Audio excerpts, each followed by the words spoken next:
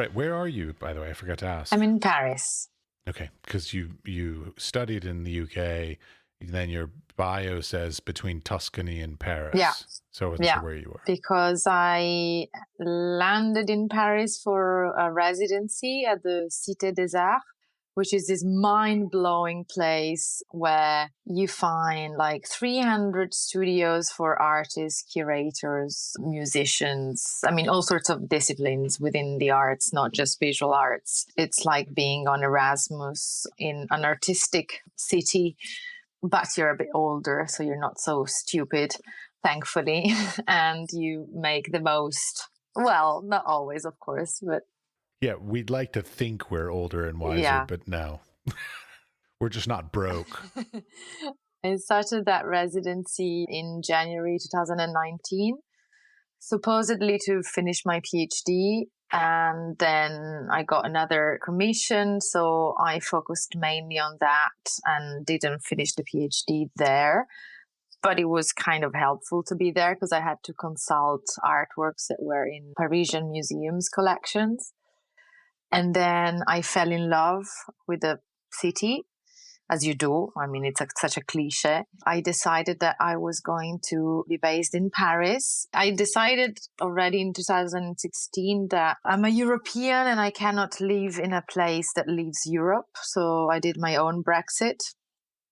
And so I finished my relationship with the UK, although I have to say that it was really my land of opportunity. And I'm really grateful for everything that could happen in the UK, both study and work wise, but it was over. Fair enough. Speaking of that, like I often wonder about like how people sort of got created. So where were you born and raised, and what did your parents do, and like how did they influence sort of where you are in your career? Okay. Probably I am nowhere where they would love me to be, in the sense that I'm born and raised in Renaissance Tuscany, in a very kind of bourgeois milieu. And I've grown up surrounded by ancient art and artistry books, but none of them was coming from my family, in the sense that for my mom, in Italian we say, take art and move it apart, as a joke. Like, so for my mom, I'm too boring and intellectual, and she's much more pragmatic, let's say. So we have this weird love and hate relationship, for which, for example, I use her name as my alter ego. So when I write more fictional and experimental stuff, I'm signing them with my mom's second name and surname that she hates, because it's Candida Desideri, which if you translate into English is like candid wishes. But Candida is also the vaginal infection. So that's why she hates it. And I love it because she hates it. And so I created this sort of imaginary character, what my mom would be like had she been an intellectual artist. And so I'm signing all the more experimental stuff with this name. It's a sort of irreverent homage to her. Yeah, I noticed that there was this whole alter ego that you came up with. I have always wanted to do an alter ego. Like, I mean, that sounds like so much fun. Like, you can just go away for the weekend and be like, today I'm going to make work under my alter ego. I mean, it sounds a bit pretentious, I know. No, if you had said nom de plume, that would have been pretentious, but alter ego is fine. It's not really a matter of feeling like Fernando Pessoa, or it's a mixture between coward and safe place where you let go yourself. I mean, the self that society has imposed you to be, in a way. And then you just can be as wild as you like and enjoy and have fun. Because I have love and hate relationship also with writing, in the sense that I'm a writer and I love writing when it's done. I actually love the process, the research, the digression, but I am a procrastinator, so digression can become quite dangerous and long. And then it gets to the point of when, writing is a commission, so it's a compulsory, you're expected to use a certain rigorous, sophisticated language. Sometimes the topic that they commissioned to you is not that exciting. So it becomes a little bit of a nightmare for a week or two nearer the deadline. And then, because I'm a total rebel, I really don't like rules, and I always try to escape the commission somehow. So I always return something that's not quite exactly what they asked me to do, but I had fun, and I worked my arse off, as the French would say. So at the end of the day, they like it, but yeah, it's not necessarily what I was supposed to do. Well, I mean, do those people really ever want like exactly what they say or ask for? Because I mean, if they wanted something exactly like what they asked for, they could have just done it themselves. I mean, they hire people or request people to do these writings or commissions for them because they want something sort of based in this idea, but they want to see how somebody else takes on that perspective. Yeah, that's true. The problem is then that you receive a commission and then you start to psychoanalyze it, and you start to put yourself in the mind of the person that commissioned you, trying to speculate on what possibly this person would want you to write. It's like, it's a huge Pandora's box of paranoias. The best is probably just to read the pitch and start writing straight after. It's hard. I mean, I hate doing artistic commissions as well for the same kind of reason. Like, I find that most people that come to me and say, like, hey, could you do this piece? They already have something in their mind and they just think I'm a tool to get what they want instead of actually like just letting me be creative kind of thing. I've generally weighed away from doing a lot of commission works in my career. Or maybe just nobody likes my work enough to commission it. I'm not sure. But either way. I'm sure it's not true. Oh no, I'm joking. I have done commissions and I've been asked to do commissions, but it's just it's one of those things like once you put it out in the world that you don't like doing them, miraculously they don't come to you anymore. Yeah, but sometimes they can be a relief in the sense that, in front of the white page or the white wall, because I'm also a curator, so these are the two main nightmares. They could be the opportunities, but they could also be the nightmares. Sometimes a good commission can save you from just wasting so much time thinking the very basic what. Then you have to think about how, and then the when. It's like, and why. All right. So how did you get from this bourgeois place in Tuscany to being an academic in the photo text world? So first of all, I wanted to escape that environment. I mean, my hometown, Lucca, is amazing and beautiful. The people are, at the time when I was 18, it's not just the most exciting place to be for that age. You want to be in London, New York, Berlin, Paris, Barcelona, wherever, but not necessarily in a small provincial town in Italy. In very, also, do you have this adjective in English, bigot? Yeah. So the only way for me to escape was to study university elsewhere. And luckily enough, my hometown doesn't have a university, so you have to go elsewhere. But you can go to Pisa, which is a very prestigious place for university where Galileo is from, etc.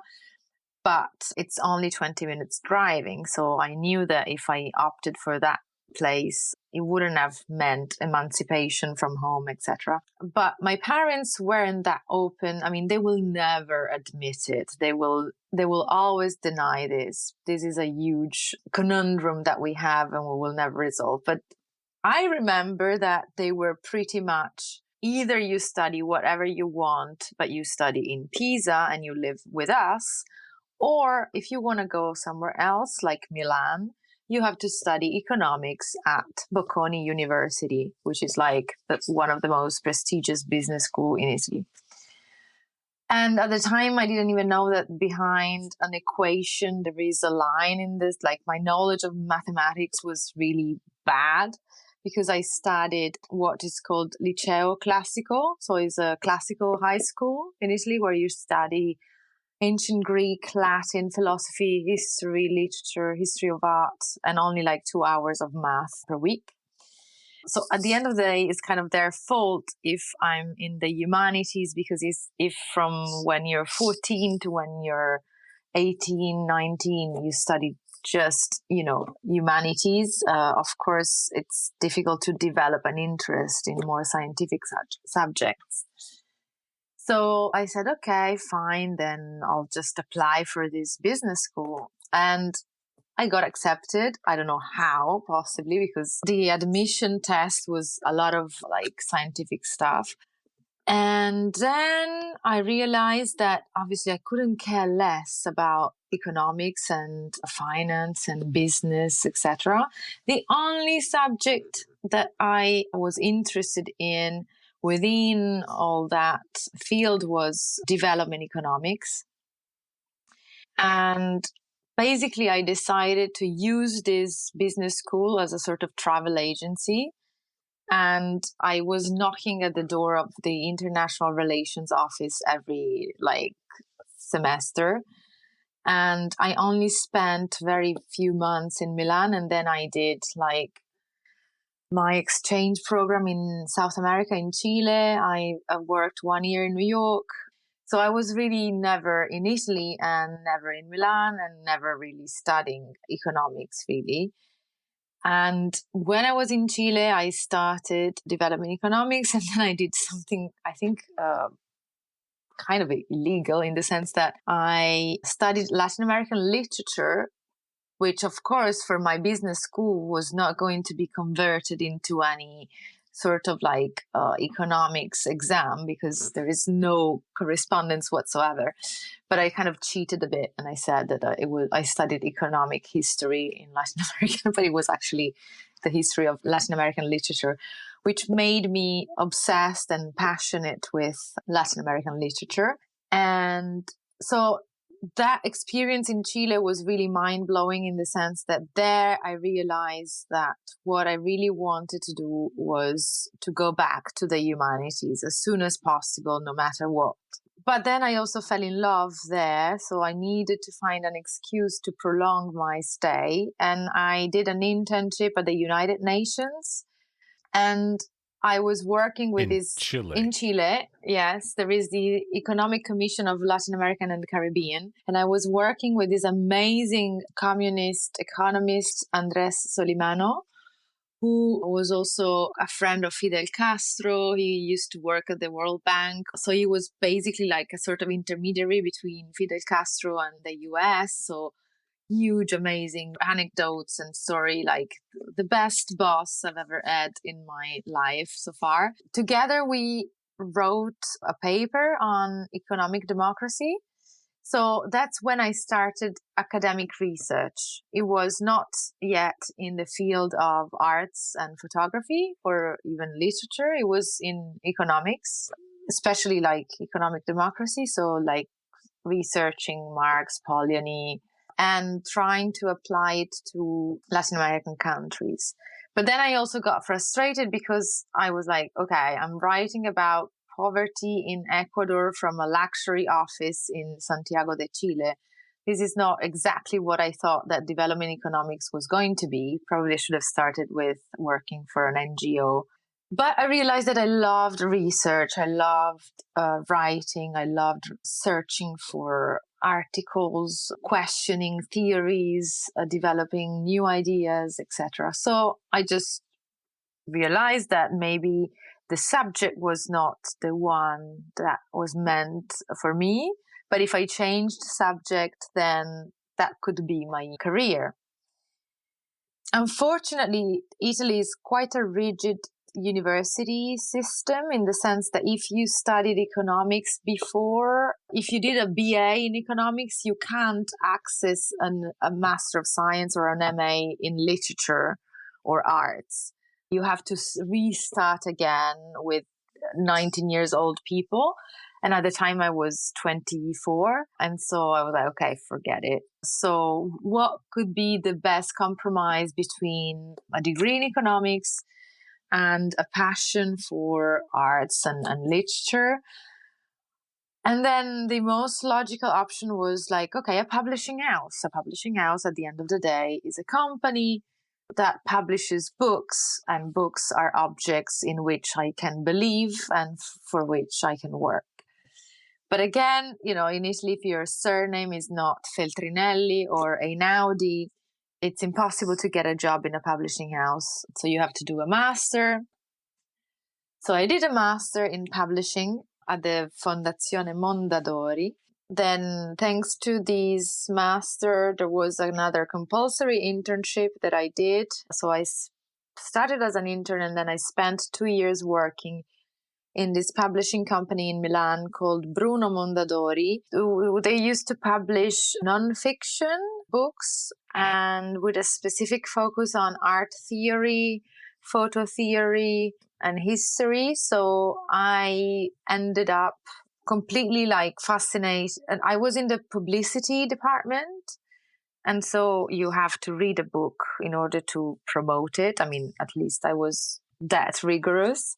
I had loads of colleagues who only read the back of the book. And anyway. Yeah, I was going to say not everybody does that, but you should. Yeah, you should. But of course, because I preferred those books way more, then I was reading them all, only the books that were about art, history, and theory, and not necessarily the entire catalog of the publishing house. So I also misbehaved. Yeah, so my encounter with photography and art in general was not through artworks, but was through words, thanks to those books that I was supposed to promote for the publishing house. And they were translating authors such as Arthur Danto or Rosalind Krauss, Roland Barthes. And after 2 years, I got impatient because I realized that, yes, even if I could amuse myself, because again, I was a bit rebellious. So even if I was supposed to work in the publicity department, I infiltrated the editorial department as well, pitching books to the editorial director. And we ended up publishing one book that it was kind of like my idea. And she let me follow it as an editor, as a favor kind of thing. Okay, well, I've got a question though. You keep saying rebellious and all these different kinds of like things. When I look at you, you remind me of a librarian. I don't mean that in any insulting way. I don't really see you. You don't strike me as the quote unquote like rebellious type, because like I picture myself as the rebellious type, but I did it in a sort of very different way. I like got arrested, drugs, all kinds of that kind of rebellious stuff. Yeah, like your term of rebellion is like, instead of going to economy school, I'm going to go to a humanities school. So I'm a Pollyanna. That's rebellious in Italy. I'm a rebellious Pollyanna, basically. I'm a very good girl. I never done drugs apart from marijuana, which probably is not even considered a drug for many people.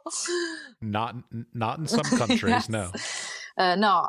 Yes, of course, rebellious is a very charged word. I was not that kind of rebellious. I was not punk or anything. I was. Yeah. Good for you. Yeah. Actually, technically, I was straight edge. My brother, he was 5 or 6 years older than me, and he was punk. Like literally Sex Pistols, Mohawk. I mean, I love that music and I love the idea of being one, but I'm pretty honest with myself. It's like, at the end of the day, I am bourgeois as well. So let's face it, you can't escape it.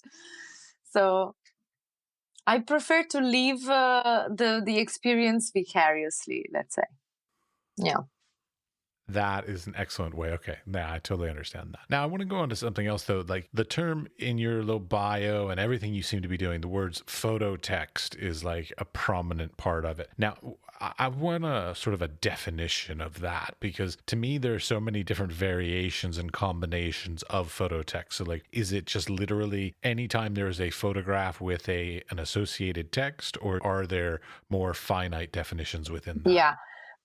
Before replying to this question, just because I felt that I started from too far away.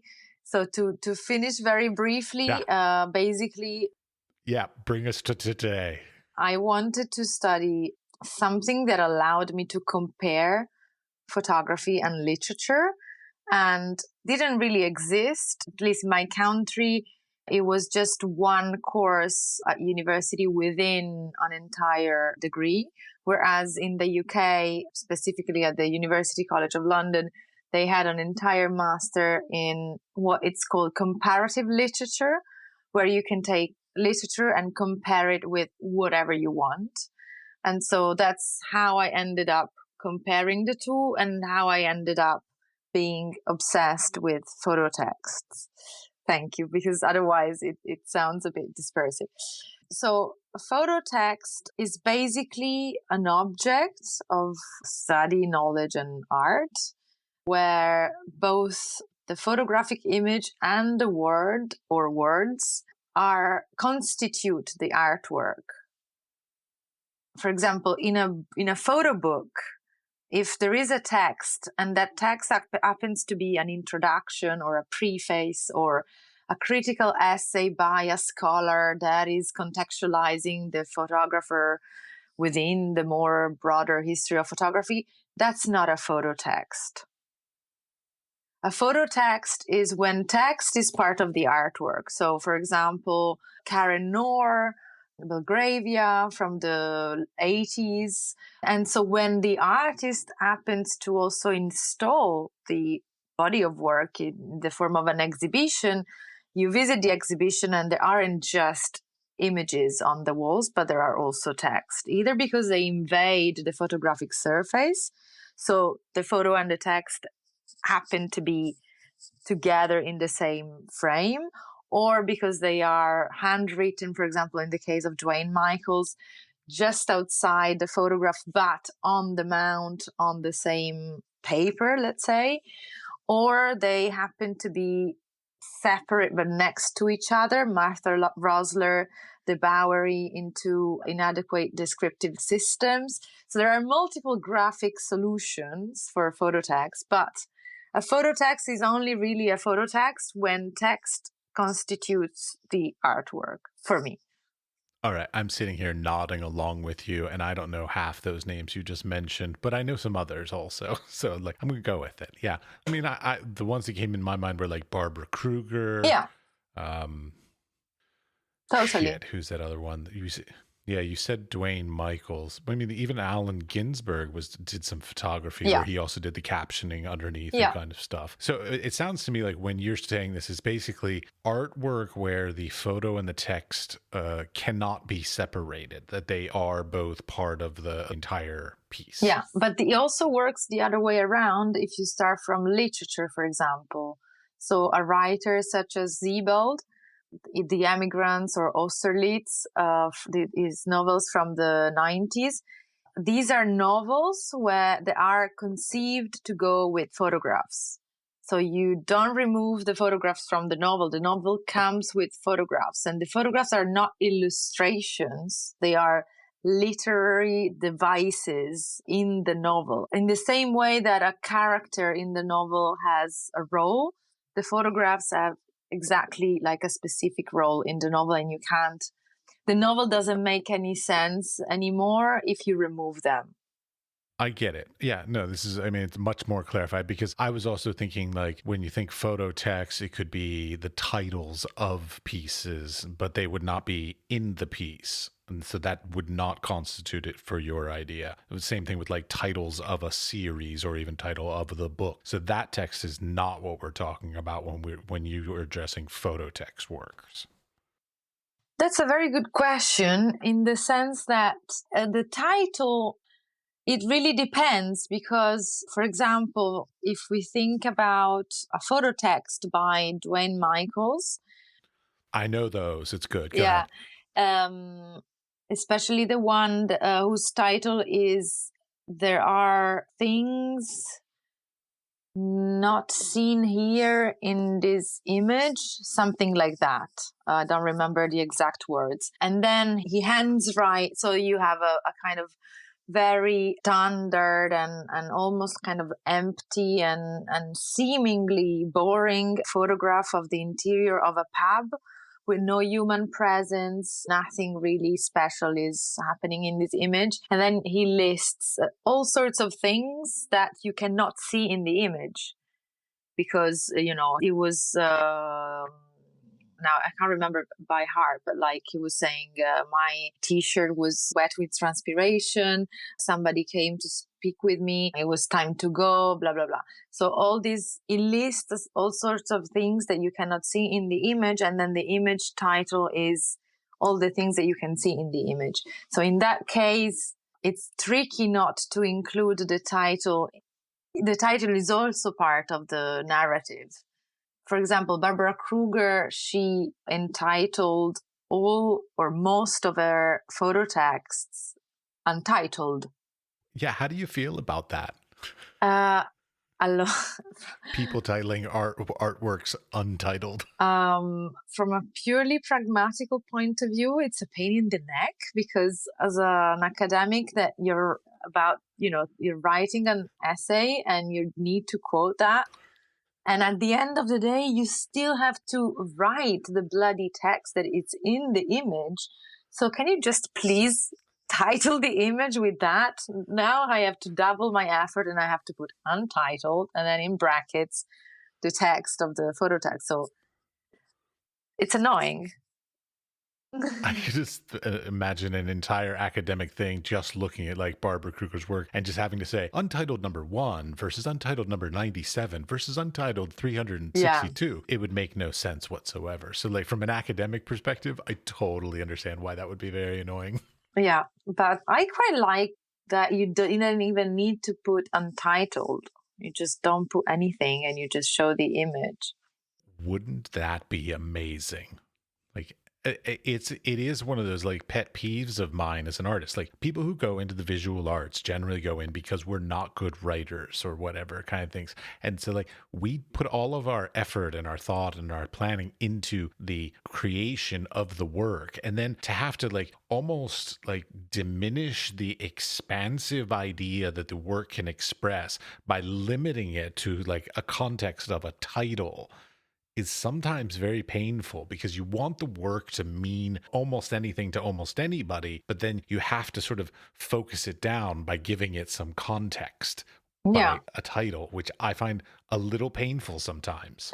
Yeah, totally agree with you. But from play the devil's advocate, go ahead, do tell. Titles can also be a kind of like a rescuing shelter in the sense that you have no idea why you made that image, what does it mean to you, and you just come up with a quirky, strange, ambiguous title, and then it's the problem of the viewer to make, to interpret that. It's not your problem anymore. Oh yeah. My professors in undergraduate, they hated me because I used text and image together throughout my undergrad and even my grad thesis. I even used image and text combined in the way that you're talking about photo text. But they hated me for it. They kept telling me like, oh, well, but if it was a good photograph, you wouldn't need the text. Like one professor even told me that the text was a crutch that made it that I didn't make better photos that could express everything I needed, so the text was necessary. Thank you for saying this because this is such old school and narrow-minded in a way. Yeah, that's the typical commentary that, traditional old school photographers would say about photo text. Now, I have to say, okay, I'm a professor. I teach photography, but I teach like, in photo 1, photo 2, photo 3, sort of, rudimentary kind of photo courses. When I feel like when young artists are making work, they should not rely on text to sort of elevate the works. I do think they should put more effort into it. I think as artists mature, so let's say after school kind of thing, absolutely feel free to like incorporate text and all that. But I feel like to a certain extent, looking back, it probably was a little bit of a crutch for me, to be able to express a little bit more than necessarily was in the image or that I even could put in the image. So like as a professor now in hindsight, I give my professors like a little bit of credit. Like, yeah, in school, I think photographers should push themselves a little bit harder and not rely on text to sort of save some images. But later in your career, feel free to have fun. Yeah, that makes sense. You can always give tasks where the use of words is forbidden, and good luck to And them. they did. But what I am a little bit afraid of is, I'm going to say something probably very questionable from the point of view of a photographer, but I have a real problem with the quality, really, in terms of like the quality, the technical quality of digital images. So for me, nowadays, somebody that embarks on the study of photography as a young person, unless they study analog processes first, otherwise, I'm really not even interested in looking at their work, because if I have to see iPhone pictures or really badly, I don't know, it just feels so lazy somehow, digital photography. I'm sorry. And there are some amazing artists that, of course, use digital photography. But I mean, can we please acknowledge the zillion of hours that they spend doing post production? I would have to say I am on your side, but unfortunately, in most academic structures these days, they don't have the money or the space to keep a dark room running and all, and allow them to really learn all that stuff. And it comes down to costs and all this kind of stuff, as academia generally does. But yeah, I'm on your side. I agree. It's a very nostalgic view, mine, probably because I'm biased. I've been working, with archives. I love anonymous vintage flea market stuff. It's just the aesthetic of the texture of the image that, I yeah. agree 100%.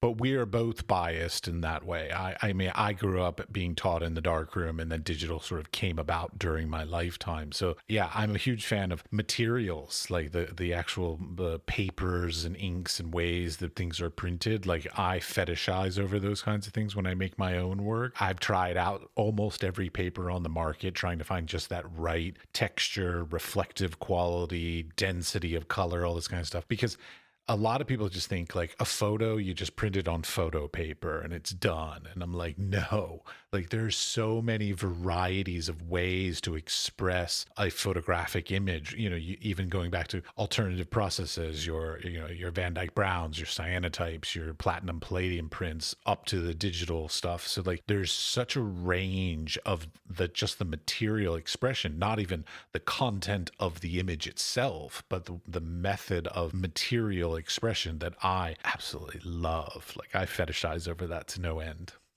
Yeah. I totally agree with you.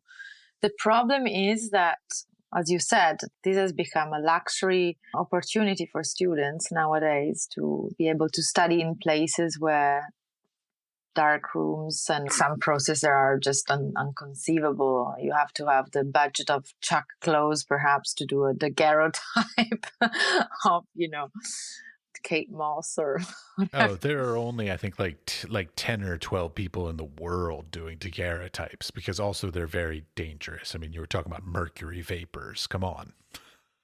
Yeah. You should not be doing that with teenagers, period. Exactly. Yes. No. Okay, Yeah. but wait. So okay, you have a dislike of digital imagery. So how do you feel about social media? Because that is like the penultimate combination of image and text. But then I am going to contradict myself. I mean, the premise is that I am a very contradictory person and I love and hate a lot of things at the same time. It's your librarian rebellion. Yes, I got it. But there is a German artist whose name is Ito Steyrl, or Steyrl. Probably I'm not pronouncing her surname correctly. And she's also an academic and she writes really cool stuff. And she wrote this essay in praise of the poor image. So this kind of like lumpen proletarian low resolution, pixelated image. And I actually love it. So paradoxically, the poorest, the digital quality, especially if it's intentional and for artistic purposes, I love it. I love memes. They are obnoxious. I know they're viral, they're everywhere, but they are hilarious. And so there is sort of kitsch in the digital internet environment or artist working with the internet and social media that really appeals to me somehow. Well, I have a similar position, which is basically I like anything that has a very strong concept and is taken to an extreme. So if you are going to be an analog photographer, shoot Polaroid, like be analog. If you're going to do digital, then like go horrible pixelated, like make things on like a Fisher Price Pixel 2000 and then translate that magnetic tape into something else. Like go really, really extremely far with that idea conceptually. And I really appreciate those. Like even if the quote unquote like quality and craftsmanship is not there, I love it when people go to extremes. It's all the stuff in the middle, the like iPhone photos. They're like, yeah, the photo's lovely, the photo's pretty, that it's nice, it's good. Yeah. Those are the things that just are like meh, like don't care that much. But like if you go to an absolute extreme, I thoroughly respect it and admire it. But everything in the middle is just sort of eh. Yeah, and also it always depends on what you want to do with photography. What type of photographer do you want to be? You can be a commercial one. If you want to be an artist, you want to be a photojournalist. It's not that everyone has to be an artist. Yes, they do. They do. As far as I'm concerned, they all have to be artists. It's just that personally, I'm more intrigued by images that even if were not initially conceived as artworks, they acquire that status even after. For example, spirit photographs from the 19th century. I literally was watching a video of you talking about that right before we got on. Go on. Okay, yeah, sometimes I have to repeat myself. No, it's a good thing. They were produced to fool the poor passersby that have probably lost their relatives in the American Civil War and wanted to have like a memento of their lost beloved relative. And so it was a commercial business and nothing to do with art. And then after a century, you see it in an exhibition at the Met in New York, and they all of a sudden become artworks. But also I could use another example like photo essays. Photo essays were published in mainstream magazines such as Life. And then, the MoMA, for example, in 1965 did this show called The Photo Essay. And they entered the museum space. So I like this evolution that photographs go through, despite their will, in a way. Well, but it's not even just photographs. I mean, I remember going to MoMA in New York and seeing a history of like furniture and home decor design stuff. So like, I mean, utilitarian things have been able to transform themselves beyond their utilitarian purposes into sort of elevated works of art kind of things to be admired. So that's not just a photographic thing. Yeah. I mean, it was that guy, what was his name? Marcel Duchamp, Yeah. who put a urinal. Yeah. Indeed. So, yeah, I think after him, anything is kind of boring. But you can.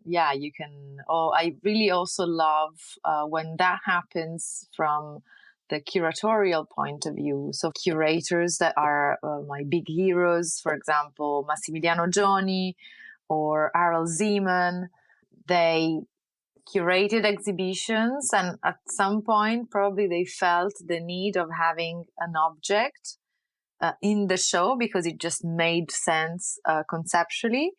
And instead of, looking for an artist that uses that object in their practice, they just inserted the object in the show. I'll give you a very simple example. Massimiliano Gioni curated this great show called The Great Mother in Milan. It was an homage also to Harald Zeeman, who never made it to curate an exhibition on the mother, the concept of the mother in art. And alongside very famous artworks, for example, sculptures by Louise Bourgeois. Or at some point you had, I don't know if napkin is the right word, but like the Argentinian grandmothers that they meet every Thursday in the Plaza de Mayo to commemorate the desaparecidos. They always wear this white foulard, I'm going to say, on their head. She's making a gesture like a scarf over your hair. A scarf over your hair. Thank you so much. And I'm doing that because this is an audio podcast and nobody can see your hand gesture. That's all. Thank you. And so Massimiliano Gioni, as the curator of the show, included a framed scarf from a real scarf from one of those grandmothers in the exhibition. Or Harald Zeeman commissioned a carpenter to make a torture machine that was inspired by a short story by Kafka. So it didn't exist as an artwork made by an artist, but it made it into an exhibition because the curator thought that it made sense to have that object in the show. So it just commissioned a carpenter to fabricate one. I just love these infiltrations of non-intentionally artistic materials into an art exhibition. Well, and you brought up earlier flea markets and these kinds of places. Like, I love going to flea markets and buying old photos of whoever. I don't even know what they're from or where, but I love it. But I always wonder about like that. How do you feel about like flea market images? Because like I bought entire photo albums, I bought glass plate negatives, daguerreotypes, I bought all kinds of stuff at flea markets. And I sort of feel like in some ways I bought them with the intention of like going, I'm gonna make an art piece utilizing these images in some way, but then they become so precious to me that I'm like, I don't want to destroy them or damage them, and so I end up not doing anything with them and becoming the steward of them. I just hold on to them for posterity because I'm like, these people's history got lost, but I found it and I don't want to destroy it. How should we be using those? Yeah, you can scan them and digitally manipulate them. No, I could, but then that's just a copy. Like, then there was no fun in going to the flea market for it. Again, back to materiality. Like there's something about the size, the paper, the reflective qualities of those prints or glass plate negatives or whatever, that like once you scan it and do something else with it, then quite honestly, I could have just downloaded that picture. I didn't need to go and buy it. Yeah, that's true. I feel that they are disappeared in the sense that, I mean, first of all, post-pandemic or during even the pandemic, of course, those were the places that you would probably avoid, because if you go there to touch everything, it's not precisely very intelligent during a pandemic to do such a thing. But also I have the impression, and hopefully I'm wrong, that there are a few artists that got hold of everything that was possibly interesting.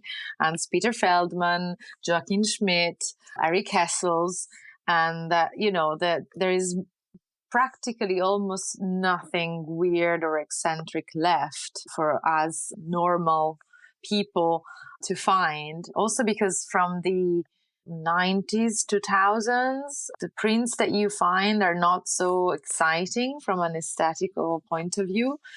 And then we even lost the habit of printing pictures since we have our iPhones. So I think, sadly, it has become a sort of hobby of the past.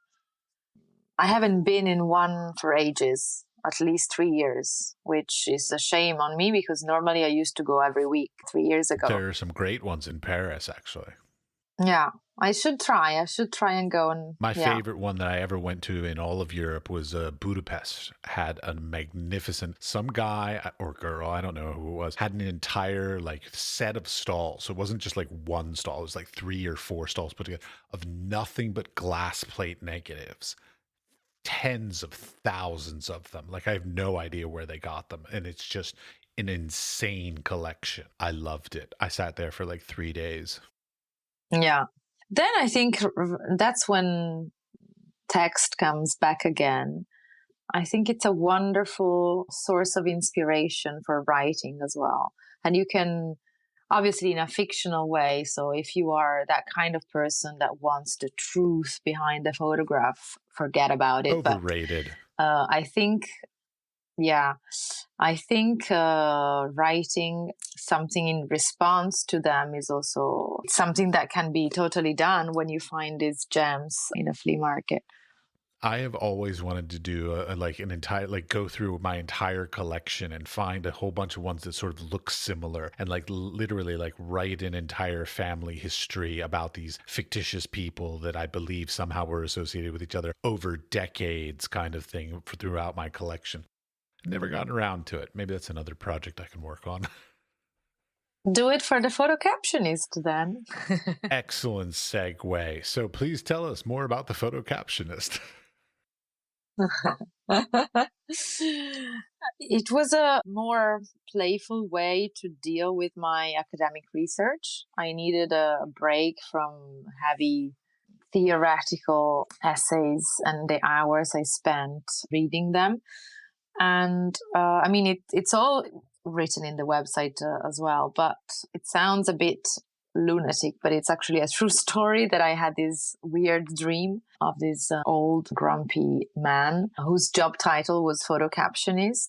You have the receptionist, you have the economist, but you also have the racist, the sexist. So it's this ist suffix that I really enjoy. And yeah, and his job was to produce creative texts in response to thousands and thousands of images that he was receiving by artists, museums, random people. And so, yeah, I think it probably looked like a little bit George Bernard Shaw in with the beard and yeah, very, I don't know, very grumpy. And I imagine him like typing in his old type machine. And then I woke up and I was like, okay, that's a very weird dream, but that would be a really cool job. And then I stayed with this name and dream for a while. Then I bumped into an old photo album that was completely devoid of prints in a vintage store when I was working for a photography festival in Derby. And I fell in love with the calligraphy because typography is also another big passion of mine. And I realized only after, without knowing, that my great-grandfather, he was a jewelry engraver and designer, and then he was a self-taught calligraphist as well. And I found albums of his drawings and his typographies, and also like a book from 1901 where you can see that he was studying, because on the white pages he was also taking notes and drawing. But this is something that I discovered much after. So it's kind of weird how family history unconsciously like infiltrates your life, even if you're unaware of it. And then, so I commissioned somebody. Initially I wanted the designer of the calligraphy of the Daily Telegraph. I was very ambitious. And then luckily the man was busy moving house, so he couldn't do it himself because it was super expensive. And so he put me in touch with one of his students who did it instead at a much cheaper price. And so for, say, 2 years, it was a name and a logo in my drawer and in my head. And I didn't really know what to do with it. And then I thought, okay, but then what? How if I create a platform online where you do that? You mix images and words, and then you publish them and see what happens. Meanwhile, I was also a freelance curator. And it evolved that I had so much work in the physical offline world, let's say, that I didn't have enough time to do the online editorial platform as often as I wanted. So it's totally aperiodic. It's already a miracle if I manage to publish once or twice a year. Everything is super like carefully selected and curated, but it's very aperiodic. It really depends on when I find the time to do it. But in parallel, it has developed as an offline platform through which I basically sign every project that I do. If it's an exhibition, if it's an article for a magazine, if it's a photo book that I edit. And again, I would need more time to reflect back on the website, all this stuff that we do offline, but it's not, you have a website and you know how painful and hard it is to Oh, you're just keep rubbing it. salt in the wound for me. All right. Yes, I do. Now, okay, I guess the question would be, so I know that you do jurying, you do photo reviews, you are a photocaptionist, and then I believe you also teach as well, right? So like, I guess the thing is I'm sort of trying to get a sense of a roundabout, like what are all the different various things you do these days?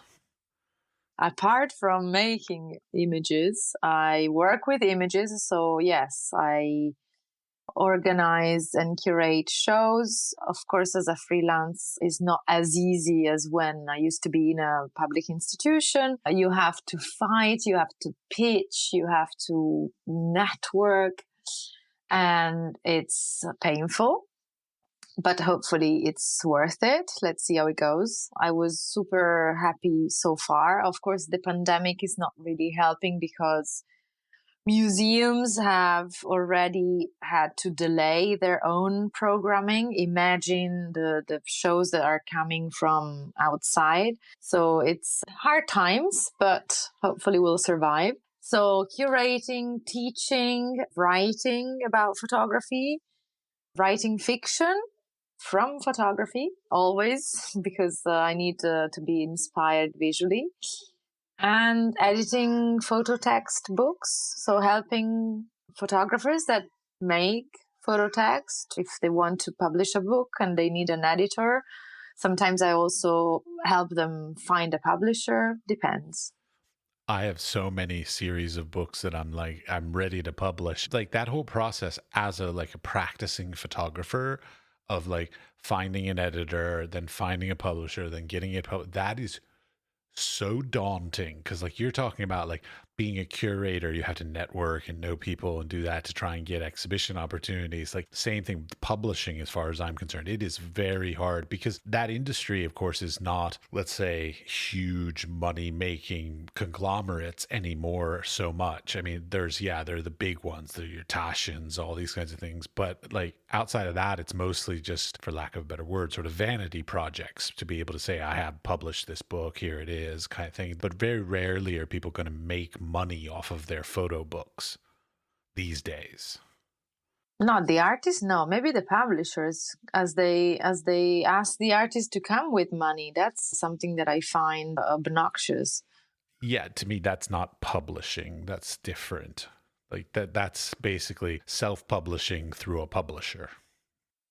But sadly, that's 89% of the reality as far as I hear. Is okay, great. I didn't know this. That's the way it is. Yes. Okay, Yeah. that Unfortunately, yes. that hurts my heart deep down. That's very sad. I know. So I think it's much more noble at the end of the day to self-publish.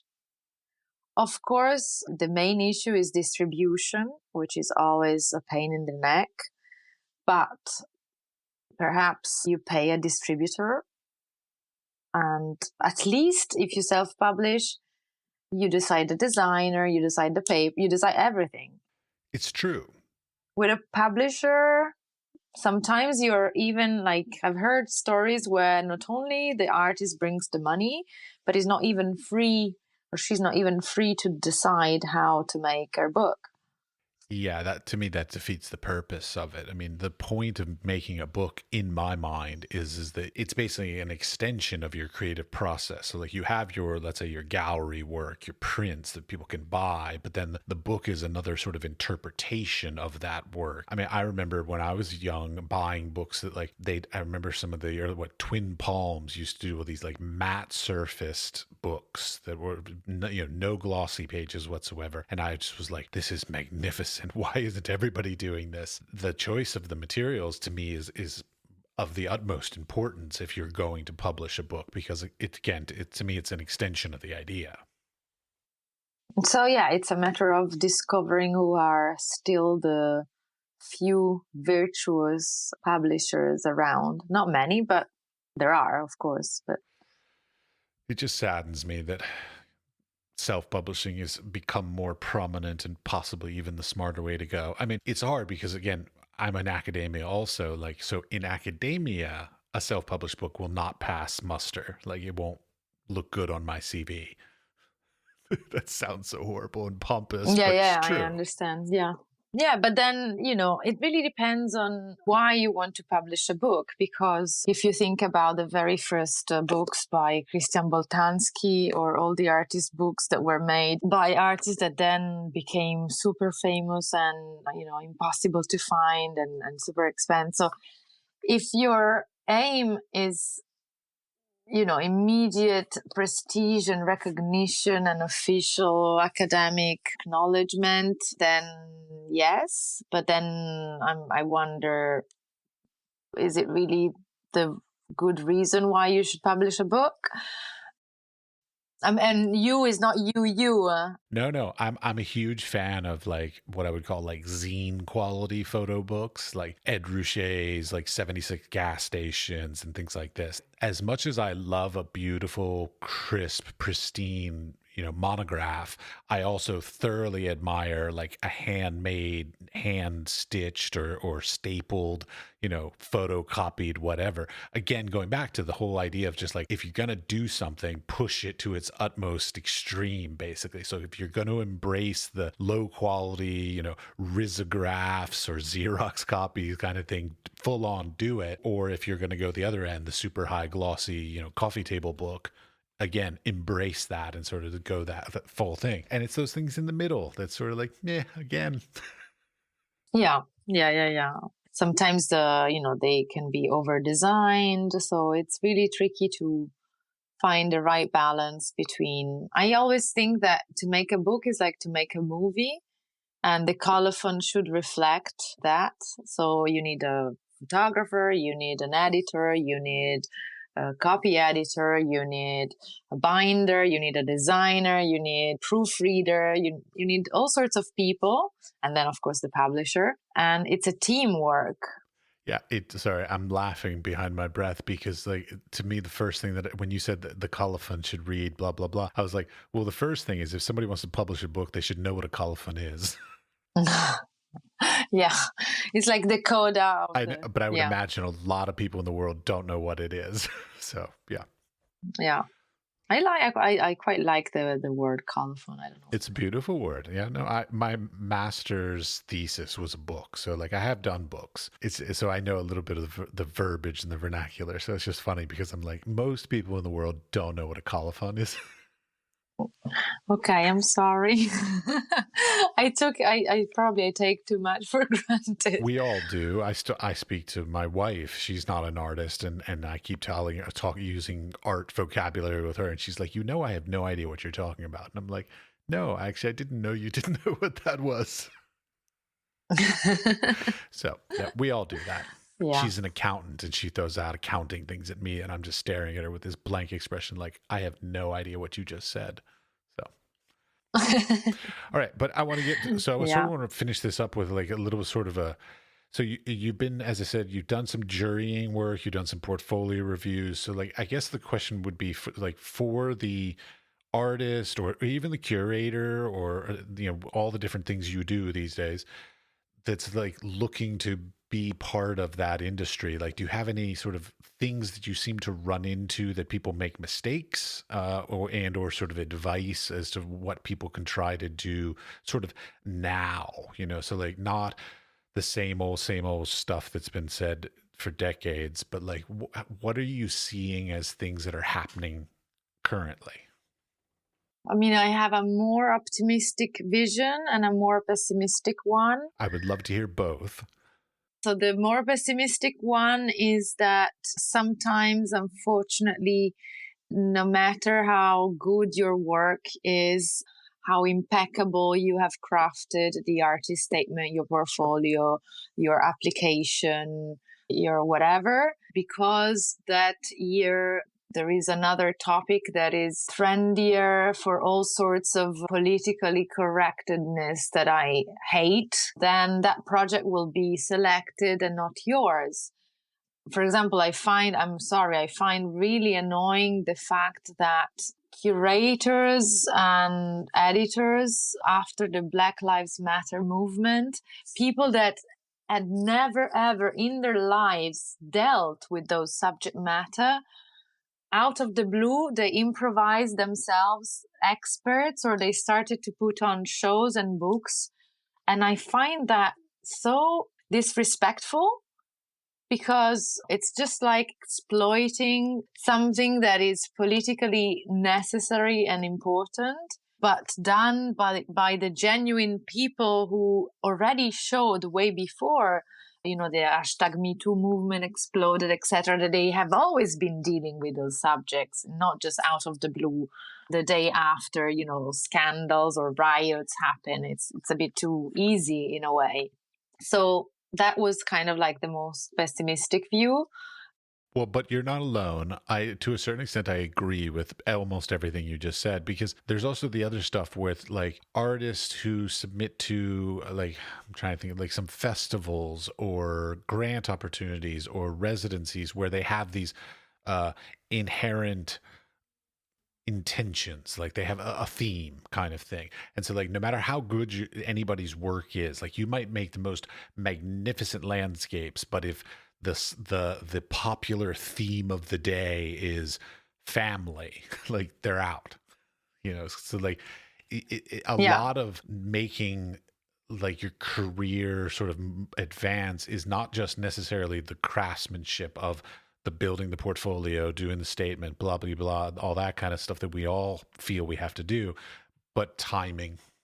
Yeah, sometimes it's that. But I also have to say that I've seen artists that were stubborn, dedicated, devoted to their cause and team, and regardless of the evolving trends. And I mean, it took a long time, but it paid at the end, because if the work is good, I want to believe that if the work is good, ultimately it will circulate. For all sorts of reasons. To begin with, the ego of the curator who wants to say, oh, I showed this work first. So I think in a way, if you are emerging, if you've never like had a show or published in a magazine, my advice would be to start with those photography festivals around the world. They always have open calls. Most of them are for free. Hopefully, they should be for free. If they're not, then yeah, that's a bit tricky. And when you apply for something, really try to research what are you applying for. Is it an open call for an edition of a festival? What's the theme? Am I really addressing the theme in my artist statement? How can I massage the words to make, at the end of the day, images can be totally manipulated by language. So if you can use language to increase your chances of being included in an open call, then go for it. But of course, ultimately, you have to make incredibly interesting images, explore a topic that is of interest, in the notion that everything has already been said, written, read, painted, sculpted. So it's tough. That's why I never wanted to be an artist. I'm sorry. It's like, no way. I prefer the behind the scene. My father kept trying to talk me out of being an artist because he's actually a very talented artist himself, and he's actually a priest, but he makes art on the side. But he kept trying to talk me out of it. So you were a punk, son of a priest. Yeah. No, my brother was the punk. I was the drug addict. Okay. Bad. You're lucky dad. Well, yeah. I mean, the preachers' kids are generally one of two things. They're either absolute angels or absolute devils. And in my household, even with my brother being a punk, I was still the good son as a drug addict. So That's how bad my brother was. But my dad always tried to talk me out of it because, it's one of those things like when we're young, we think we can buck the system. We can make it work. We can figure it all out. And I'll tell you, I'm almost 50 years old. And now I'm sitting here going like, oh shit, he had it all right. He told me all the right things. Like all my teachers, they said the right things. I was just too young to listen. No, but also, if you chose that path is because you had something to say, to tell the world. Otherwise, you do something else in life. No, I've met many, many, many people. Like I recently was talking to some people that I went to graduate school with, and so they even got higher degrees, their master's degrees, and then they stopped making art after like 5 years and moved on and did something else. So it's not, having that tenacity to have a full lifetime career, that takes a lot of courage and sort of self-belief that like you can't be taught. Yeah. But that's why I think somehow it's a need, it's a visceral thing that possesses you rather than you possessing the craft. Oh yeah, I get depressed if I'm not creating something. I'll give myself 3 to 5 days. Like so, if 3 to 5 days pass and I haven't like either been in the studio or built something or made something, I get depressed. So like I need to be making something. This podcast does not constitute one of the things I make, by the way. So like need to make something artistic. No, of course. Yeah, but it's interesting that you also felt the need to make this podcast as an artist. Well, I decided to make this podcast as a professor and as an artist because what happened was so like here my little background. I haven't talked about this in a while. I was in America and then I went to the United Arab Emirates and I was teaching there for 6 years, and then I moved to Europe because my wife is Czech, so we moved to the Czech Republic. I got to Europe and I'm like, oh great, okay, I'm gonna come down out of my ivory tower of professor and I'll be an artist in Europe. Like how romantic is that kind of thing? And I get here, nobody fucking cares. Nobody gives a shit about me. And I'm just like, oh, okay. Like, and so I realized basically I thought I knew how the art world worked in America 30 years ago when I sort of started this whole thing. And now I land in Europe and A, I'm an American, so I'm an expat. And then B, I haven't actually been participating in the art world for decades because I've been an academic. And I realized I don't know how the fuck it works these days, with the fact that like when I started as an artist, the internet barely existed. So social media had not existed, all this kind of stuff. So like there's so many elements and aspects to the arts that I had no idea about, that I was just like, okay, if I'm this lost, then I'm sure there are other lost people. And so that's how I got the idea of the podcast. Okay. So I'm trying to help lost people find their way through the arts industry. Yeah. It's difficult, but I think the important thing is to never, if you get obsessed with fame and showing your work, that's not the right path. But it's likely that happens. It's likely that, you see colleagues or other people having opportunities and showing their work. The secret is really to forget competition. It's ambition is good. Competition, I don't think is that good.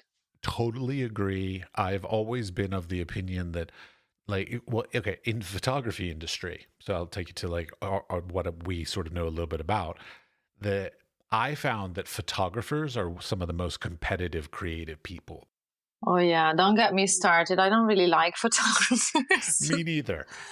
I live in a sort of death of the author mode. I like images regardless of its author, for fuck's sake. I totally agree. I have almost no photographer friends as a general whole. I have lots of sculptor, painter, printmaker friends, but very few photographers because they're super competitive and they have this sense of like keeping secrets. Like, oh, I've got my little artistic technique that I don't want to share with you. And I'm like, that competition, I feel like is a detriment to that industry. I think the industry could have been progressed a lot faster and a lot better and a lot healthier had that competition not been there. And so decades ago, I should make the choice, the conscious choice. I said, I am not going to compete with all these people. I will do something else. So I always sort of like, I'm always out on the edges or on the fringe of the photo world, but I'm never in the middle of it. But why do you think it's specific for photography? Isn't it? Actually, I'm thinking it's just human beings in every field. No, I really think it's photographers. There's Probably, they're yeah. so bad. Well, because like I know painters and like my painter friends, they'll sit there and share techniques, they'll share paints, they'll share brushes, they'll share all their stuff. Probably because photography is it's a sort of fake art. I'm joking. We used to joke in school that like photography was for impatient artists. Yeah. You know, like a painting would take 3 to 6 months, but a photograph, you're done in, a fraction of a second. There you go. Moving on. Next thing. Yeah. Yeah. So horrible. But yeah. so yeah, the competitiveness is a big pet peeve of mine. Like there used to be like a lot of people have secrets like, oh, I can't tell you how I did this kind of bullshit. I fucking hate that stuff. Yeah, no, and the secret is to remove all these negative vibes from your life and just continue to get inspiration from going to see exhibitions, reading literature, watching movies, I don't know, spending time in nature with animals, whatever. Just elevate yourself, illuminate yourself, and nurture. In a way, you have to nurture your practice as you nurture your body. So as a researcher, I mean, I'm not an artist, so I can try, but I will never know ultimately the best advice for artists because I'm not one, because I always knew that I didn't want to be an artist and I wanted to be the behind the scene person that facilitates artists to express themselves. If a writer is considered an artist, yes, and it is. That's probably the only art that I could see myself associated with, but like not the visual arts. But I think that nurturing your practice is probably the most important thing. So if you are doing an artwork on a specific subject, get, the full immersion into that subject. Like, try to find out what has already been made about it, said about it, written about it, filmed about it. Like, really expand beyond your discipline, beyond your medium, eviscerate the topic, then go away into nature, forget about everything, and then go to the studio and, I don't know, maybe like do a little Osho meditation and then explode and liberate your energies into your work. That's probably what I would do if I was an artist. Is that your optimistic side that you just expressed? Yeah. Yeah, because of course you have to have a studio, you have to have time, you have to have money. And that is my triad that I have been like spouting since the beginning of this. I believe that what artists desire most in their life is time, space, and money. If we can have those three, then we're very happy. Yeah. In the same way as Virginia Woolf, as Virginia Woolf wrote in that amazing essay, A Room of One's Own, that a woman needs a room of one's own to be a writer. Yes, with a very strong door. All right. Thank you for your time and our conversation, and good luck.